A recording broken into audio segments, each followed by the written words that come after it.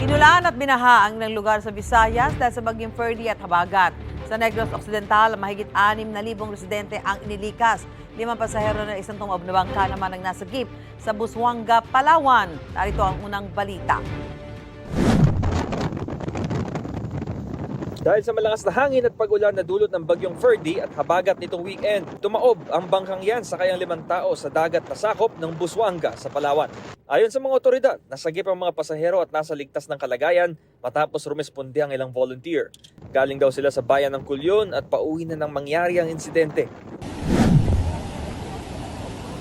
Hindi na madaanan ng tulay na yan sa Barangay Concepcion sa Puerto Princesa matapos umapaw ang tubig dahil sa tuloy-tuloy na pag-ulan. Nagdulot yan ng pagbigat ng daloy ng trapiko. Dumulas naman ng isang aircraft sa Pamalican Airport dahil sa pag-ulan. Nasa maayos na kondisyon na ang 14 na pasahero nito.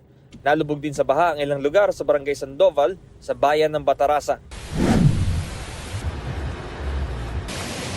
Sa Negros Occidental, mahigit 6,000 tao na ang inilikas at nasa evacuation center dahil sa matinding pag-ulan at baha roon. Nailigtas naman ng ilang residenteng natrap sa kanilang mga bahay sa Bacolod kasunod ng pagtaas ng baha. Inabisuhan ng mga nakatira sa mga barangay na madalas binabaha na agad lumikas at huwag nang hintayin tumaas ang tubig.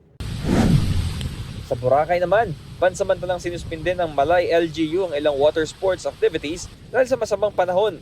Pwede pa rin maligo pero sa mababang bahagi lang habang nakabantay ang mga otoridad. May mga namataan ding basura at mga sanga ng kahoy sa dalampasigan na agad nilinis. Binaha naman ng ilang bahagi ng Barangay Balabag, pati na ang public market sa Barangay Katiklan. Ito unang balita, Bam Alegre, para sa GMA Integrated News.